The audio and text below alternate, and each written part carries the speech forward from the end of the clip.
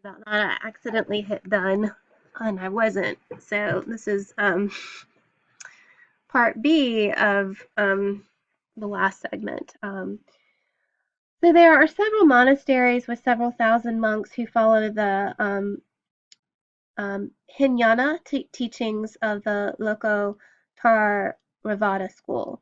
To the northeast of the city, there is a corner of the mountains, a rock statue of the Buddha standing 140 of 50 feet in height. It's a dazzling golden color and adorned with brilliant gems. To the east, there is a monastery built by a previous king of the country. To the east of the monastery, there is a copper statue of the Buddha standing more than 100 feet tall. It was cast in separate pieces and then welded together in shape. So Sontang's descriptions of the Buddhas provide us a great insight into not only what they might have looked like in the 7th century, but also how they were engaged with the community around them. Perhaps most surprisingly to our modern experience with Buddha imagery is that the monumental rock cut sculptures are described by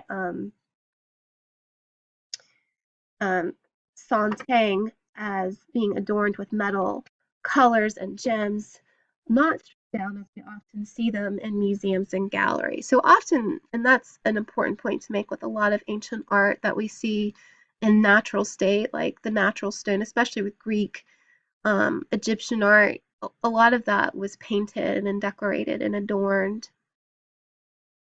So, in context to the time period, it would have looked much different than it does now.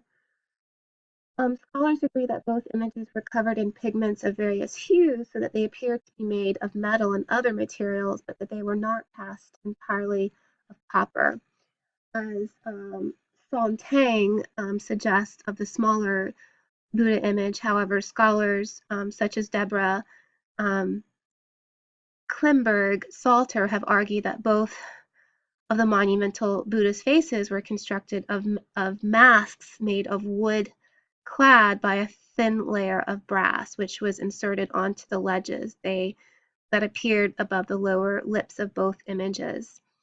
Finbar Barry Flood argues, this is another historian, that the cuts to the faces were later an iconoclastic act. And so iconoclasm comes from Greek and means to break images. This is a long, tragic history of willful destruction of artwork for short-term political gain, often under the guise of religious beliefs. Major iconoclastic spasms included the Byzantine iconoclasms, which we will cover. This occurred during the 8th and 9th centuries, the destruction of Catholic artwork during the Protestant Reformation, and later during the French Revolution, most recently the crimes committed by ISIL against the people and the cultural heritage of Iraq and Syria. While there is a debate over the material and treatment of Buddha's face, we know that the pigments were applied to the stucco that covered the stone surface of the sculptures. Stucco helped to even out the textured rock surface. One can imagine what a powerful impression these monumental Buddhas would have made on passerbys and worshippers.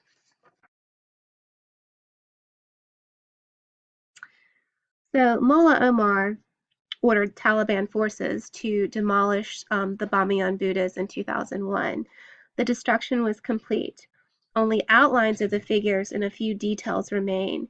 The direction to destroy the Buddha image was motivated in part by the Taliban's extreme iconoclastic campaign, as well as their disdain for Western interest and funding that had gone to protecting the images, while there was an intense and growing need for humanitarian aid in the region.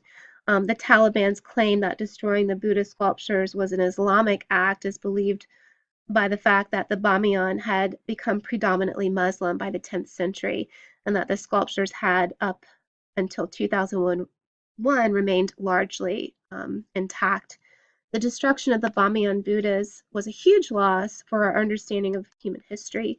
However, even in the darkness, light has a way of emerging. Since their destruction, several new discoveries have been made near the site of Bamiyan of the Bamiyan Buddhas, including the discovery of fragments of a 60-foot 2 long reclining Buddha.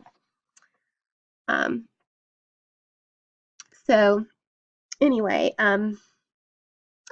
we will be watching some videos that actually show the Taliban bombing and pretty much destroying these beautiful sculptures.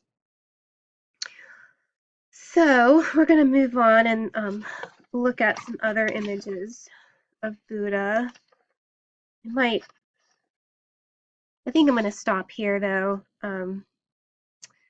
and we will continue looking at images of the Buddha in our next segment. Stay tuned.